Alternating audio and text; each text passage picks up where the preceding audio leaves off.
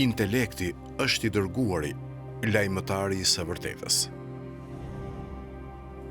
Kjo thënie e urtë nxjerr në parëndësinë e intelektit dhe arsyes, në udhëheqjen e individëve drejt së vërtetës. Përmes intelektit, ne jemi në gjendje të kuptojmë, analizojmë dhe marrim vendime të informuara. Për të kuptuar rëndësinë e kësaj thënie, do t'i drejtohemi Kuranit për sqarim. Allahu në surën Bekare, ajeti 269, thot: Ai i jep urtësi kujt të doj, e kujt i është dhënë urtësia, sigurisht që i është dhënë begati e pakufishme, por këtë nuk e kupton tjetër kush post të mençurve. Ky ajet thekson se urtësia e cila është e lidhur ngushtë me intelektin është një dhuratë hyjnore që të çon në mirësi. Janë vetëm ata që zotërojnë mirëkuptim dhe intelekt që mund ta vlerësojnë dhe përfitojnë vërtet nga kjo dhuratë. Një ajet tjetër që mbështet rëndësinë e intelektit gjendet në surën Ankebut, ajeti 43, ku Allahu thot: Dhe këta shembuj ne u paraqesim njerëzve, por askush nuk do t'i kuptojë përveç atyre të diturisë. Ky varg thekson se të kuptuarit e vërtet mund të arrihet vetëm nëpërmjet diturisë, e cila fitohet dhe përpunohet nga intelekti. Tani, le të thellohemi mbi thënien e bukur të Imam Aliut në dritën e ajeteve kuranore të përmendura më sipër. Intelekti, duke qenë lajmëtari i së vërtetës, luan një rol vendimtar në udhëheqjen e individëve drejt rrugës së drejtësisë dhe mirëkuptimit.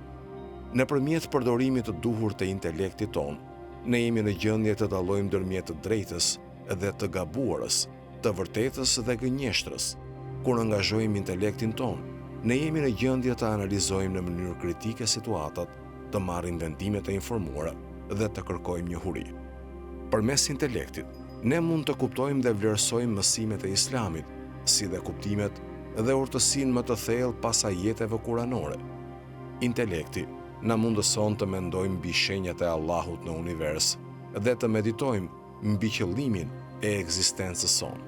Por më tepër, intelekti vepron si një mbrojtje kundër ignorancës, bestytnive dhe respektimit të verbër. Na inkurajon të kërkojmë njohuri, të pyesim dhe të hulumtojmë këndvështrime të ndryshme. Duke përdorur intelektin ton, ne mund të shmangim rënje në grackat e gënjeshtrës dhe ideologjive mashtruese. Thënia e Imam Aliut shërben si një përkujtesë për muslimanët që të japin përparësi zhvillimit dhe kultivimit të intelektit të tyre. Na inkurajon të kërkojmë njohuri, të përfshihemi në të menduarit kritik dhe të përpiqemi vazhdimisht për një kuptim më të thellë të besimit ton.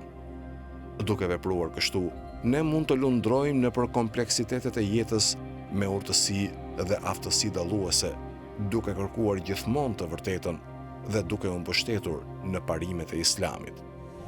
Si përfundim, thënia e Imam Aliut thekson rëndësinë e intelektit si lajmëtari i së vërtetës.